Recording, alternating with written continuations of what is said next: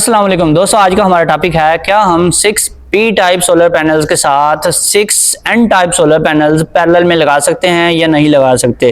क्या हम इनको सीरीज में भी कनेक्ट कर सकते हैं या नहीं कर सकते। तो जब भी आपने सोलर पैनल्स को पैरेलल में लगाना है तो आप उसकी बिलफर्ज आपके पास 6 पैनल्स हैं पी टाइप के और 6 हैं एन टाइप के, इनकी 2 स्ट्रिंग्स आप बनाकर पैरेलल में लगाते हैं तो क्या होगा।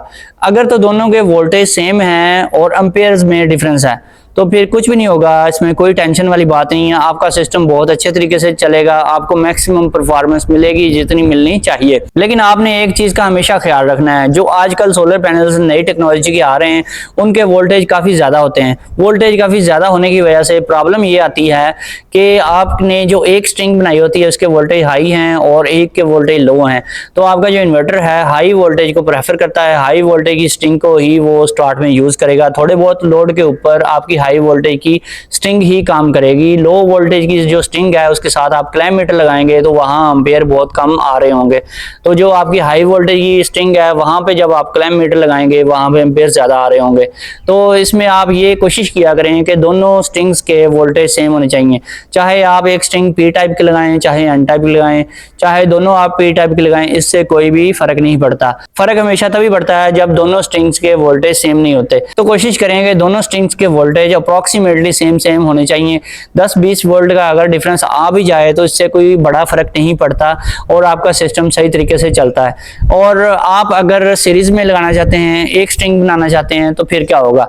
इसी तरह से अगर आप 2 स्ट्रिंग्स बनाते हैं, एक में आप बाइफेशियल पैनल लगाते हैं, दूसरी में जो सिंपल पैनल होते हैं वो आप लगाते हैं, तो फिर क्या होगा। जो बाइफेशियल पैनल हैं उनकी स्ट्रिंग जो आपने बनानी है उसमें भी वोल्टेज सेम होने चाहिए उस स्ट्रिंग के, और दूसरी स्ट्रिंग जो आप जो सिंगल ग्लास वाले पैनल्स होते हैं उनके वोल्टेज भी सेम होने चाहिए। फिर भी आपका काम चलता रहेगा अगर वोल्टेज सेम है। और अगर एम्पेयर एक स्ट्रिंग के ज्यादा हैं दूसरी के कम हैं तो उससे भी कोई फर्क नहीं पड़ता, आपकी दोनों स्ट्रिंग्स पैरेलल में सही तरीके से काम करेंगी अगर उनके वोल्टेज सेम है। चाहे एक में छोटे पैनल लगे हुए हैं दूसरी में बड़े लगे हुए हैं, एक के एम्पेयर जो हैं वो ज्यादा हैं दूसरे के एम्पेयर कम है, लेकिन जब तक वोल्टेज दोनों के सेम है तो दोनों की परफॉर्मेंस भी आपको सेम मिलेगी, दोनों के ऊपर लोड भी इक्वली डिवाइड होकर चलेगा और आपको अच्छा रिजल्ट मिलेगा। अब आता है आपका दूसरा क्वेश्चन, अगर आप एक सिंगल स्ट्रिंग बनाते हैं 8 सोलर पैनल्स की, उसमें आप 4 पैनल लगाते हैं पी टाइप के और 4 लगाते हैं एन टाइप के, तो फिर क्या होगा। क्या आपको रिजल्ट मिलेगा या आपकी एफिशिएंसी जो है वो लूज हो जाएगी। इसमें भी आपने ये चीज देखनी है, जब भी आपने सीरीज में एक स्ट्रिंग बनानी है उसमें जितने भी पैनल आपने लगाने हैं, चाहे वो एन टाइप लगाएं चाहे पी टाइप लगाएं, चाहे वो सिंगल ग्लास लगाएं चाहे वो डबल ग्लास या बाइफेशियल लगाएं, तो उसमें जितने भी आपने पैनल्स कनेक्ट करने हैं उन सबके एम्पेयर सेम होने चाहिए।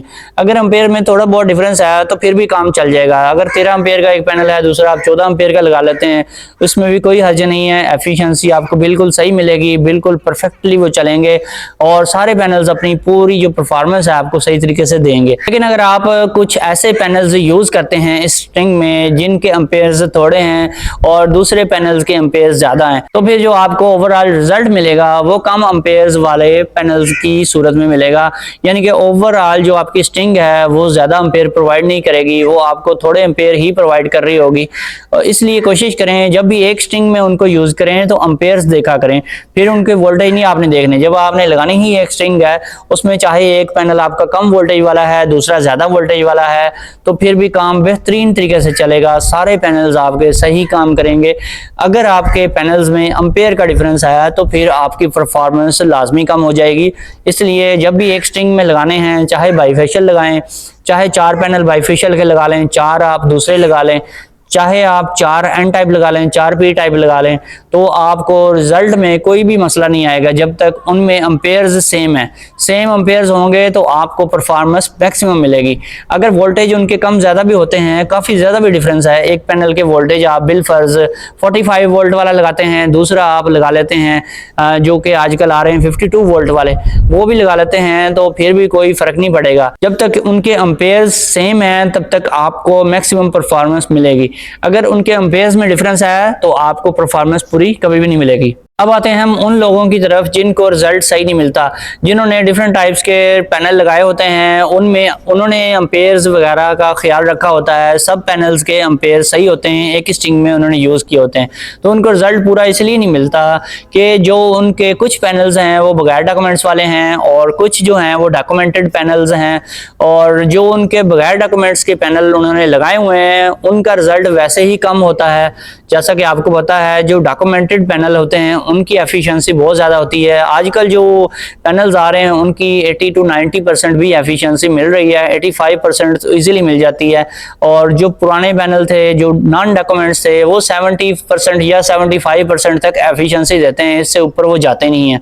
ठीक है, ये चीज़ होती है जब आप एक स्ट्रिंग बनाते हैं उसमें आप हर चीज़ का भी ख्याल रखेंगे, लेकिन अगर आप डॉक्यूमेंट्स और नॉन डॉक्यूमेंट्स पैनल्स को इकट्ठा लगाएंगे तो आपको रिजल्ट कभी नहीं मिलेगा। ये चीज़ आपने लाजमी नोट रखनी है कि आपने जब एक स्ट्रिंग बनानी है उसमें सारे पैनल जो हैं वो डॉक्यूमेंटेड ही होने चाहिए। जो नॉन डॉक्यूमेंट्स पैनल हैं उनको कभी यूज़ ना करें, उनको आप कोशिश करेंगे सेल करें और उनको निकाल दें, या फिर सारे पैनल्स ही नॉन डॉक्यूमेंट्स वाले लगाएं ताकि सबका रिजल्ट जो है वो सेम मिले, आपको उसमें कोई भी डिफरेंस ना आए।